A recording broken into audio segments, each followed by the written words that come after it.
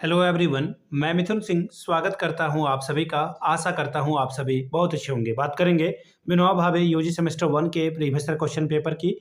Paper आपका होगा understanding India BSc 1, ये इस पेपर का कोड है और सेट नंबर ये 3rd है। ठीक है, 2023-27 का क्वेश्चन पेपर आपके साथ में साझा कर रहा हूं।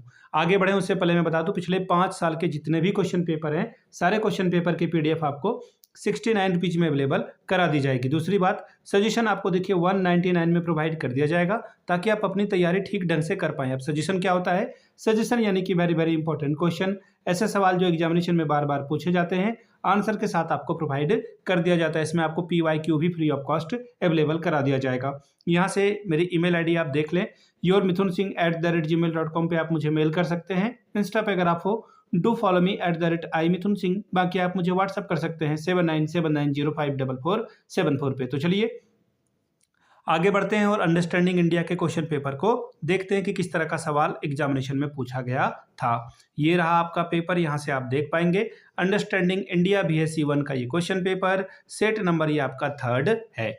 चलिए अब देखिए 2024 में आपकी परीक्षा हुई थी, 2 घंटे का वक्त, 50 नंबर आप यहाँ से ला सकते थे। ठीक है, अब देखिए पहला जो ग्रुप ए है, इसमें बोला गया कि 5 नंबर आपको लाना है। एक एक सवाल के लिए एक एक नंबर आपको मिलेगा। पहला सवाल, who did Harappa discovered?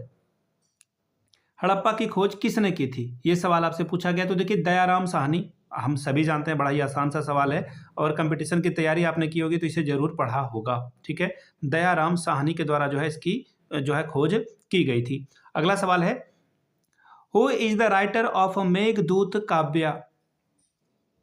Meghadutam काव्य के लेखक कौन है? तो देखिए कालिदास। ठीक है, इनका नाम क्या है? कालिदास। आसान आसान सवाल पूछे गए, बहुत ज्यादा डिफिकल्ट तो है नहीं। अगला सवाल है, what is the name of a border, what is the name of the border line that separates India from Pakistan? तो देखिए इसका नाम है रेड क्लिफ।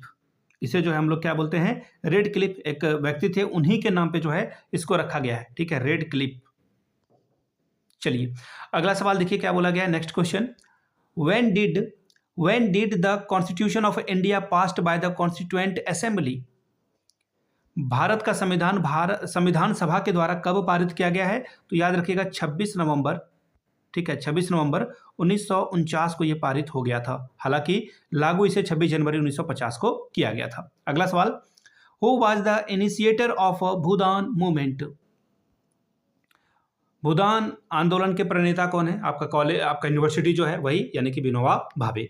अब बात करेंगे ग्रुप बी की। 3 सवालों का जवाब आपको देना है। 15 या 45 नंबर आपको मिलेगा। 15 3 और 45 आप स्कोर कर सकते हैं। पहला सवाल, describe the life and teaching of Mahavira Swami. Mahavira Swami की जीवनी और उनके उपदेश का वर्णन करें। कम से कम 4 पेज में, 5 पेज में आंसर लिखिएगा, नहीं तो फिर बहुत कम नंबर आपको आएंगे एग्जामिनेशन में। ठीक है, अब अगला सवाल देखिए क्या बोला गया है, discuss the contribution of Subhash Chandra Bose as the Indian freedom fighter. भारतीय स्वतंत्रता सेनानी के रूप में सुभाष चंद्र बोस के योगदान की चर्चा करें। अगला सवाल, what are the factors that affect Indian climate?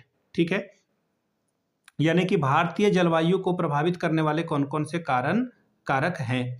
अगला सवाल देखिए क्या बोला गया है, what do you understand by the fundamental right in the Indian constitution, explain it. भारतीय संविधान में मूल अधिकार से आप क्या समझते हैं, वर्णन करके बताएं। छठवां सवाल, review the role of industries in economic development of India. भारत के आर्थिक विकास में उद्योगों की भूमिका की समीक्षा करें। तो ये था आपका सेट नंबर 3rd। 1 to पहले ही अपलोड कर दिया गया है, आप जाकर के देख सकते हैं। पिछले 5 साल के जितने भी क्वेश्चन पेपर हैं, सारे क्वेश्चन पेपर की पीडीएफ आपको 69 में और सजेशन 199 में प्रोवाइड कर दिया जाएगा। यहाँ से मेरी ईमेल आईडी आप देख सकते हैं, yourmithunsingh@gmail.com पे आप मुझे मेल कर लें। इंस्टा पे अगर आप हो डू फॉलो मी @imithunsingh। बाकी आप मुझे व्हाट्सअप कर सकते हैं 7979054474 पे। वीडियो को आपने यहाँ तक देखा, प्यार दिया, इसके लिए आप सभी का बहुत बहुत शुक्रिया।